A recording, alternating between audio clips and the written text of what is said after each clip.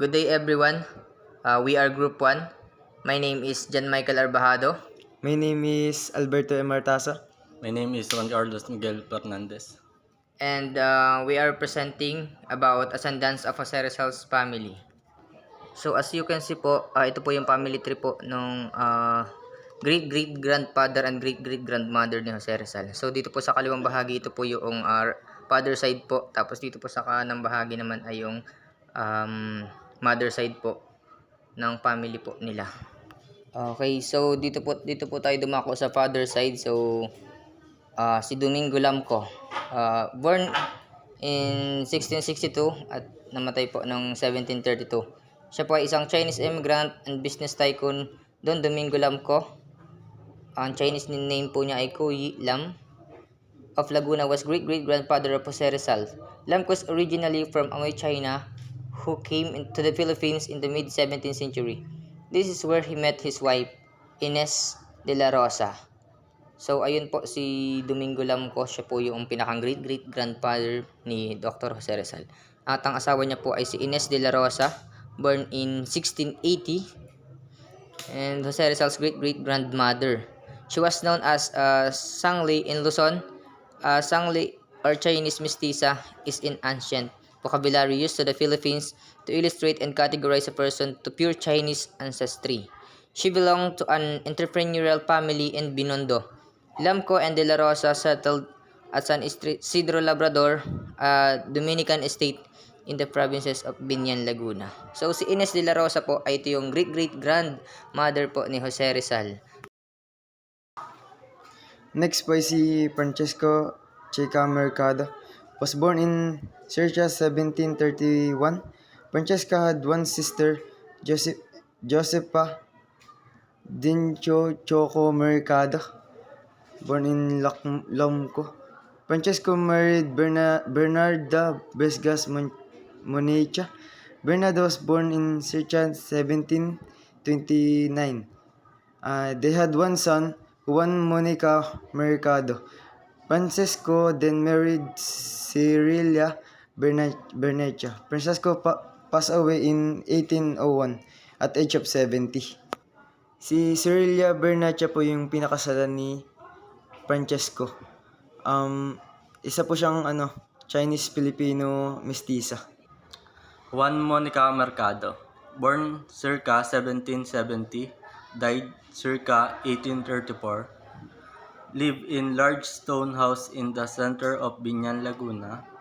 Like his father, Juan served as the town Capitan del Pueblo in 1808, 1813, and 1823. On many occasions, Capitan Juan, as his town mates referred to him, was the Hermano Mayor in religious and social affairs.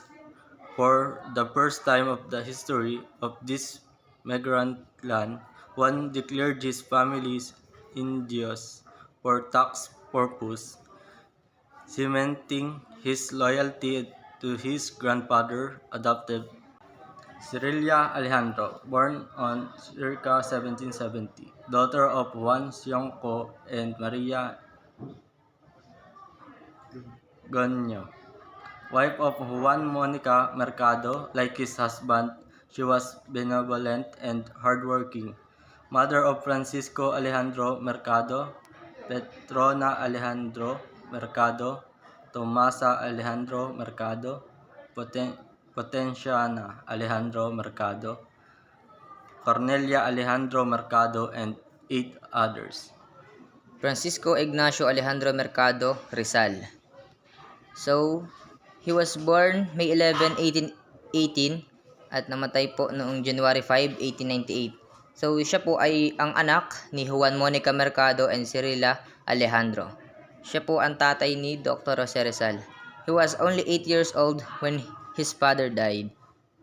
He attended the Latin school in Binyan where his sons would later matriculate. He also attended the Colegio de San Jose in Manila where he studied Latin and philosophy.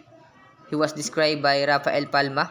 He was sporty of solid soldiers, strong constitution, rather than short, of serious and reflective mien, with prominent forehead and large dark eyes, a pure Filipino. So, ayun po si Francisco Ignacio Alejandro Mercado Rizal. So, dumako naman po tayo sa mother side, which is yung great-great-grandfather at great-great-grandmother ni Dr. Jose Rizal. Eugenio Ursua. Si Eugenio Ursua po ay nabuhay noong 1817, whose ancestors came from Japan. Siya po pala ay galing Japan at ang kanyang asawa ay si Benigna Ursua. Benigna Ursua was born to Estanislao Manuel Ochoa and Miss Ochoa. Benigna married Eugenio Ursua. They had 4 children, Regina de Quintos, and 3 other children. At this part, as you can see, Manuel de Quintos is a great-grandfather of Jose Rizal, a Filipino-Chinese lawyer from Pangasinan. And Regina Ursua is a great-grandmother of Jose Rizal, born in 1790, dead in 1856 at age of 66 years old.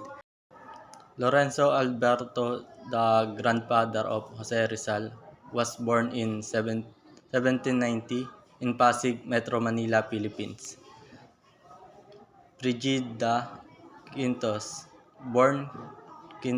was born in 1792.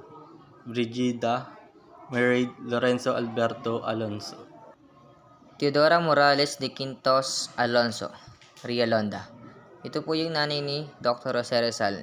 Born November 9, 1827, died August 16, 1911.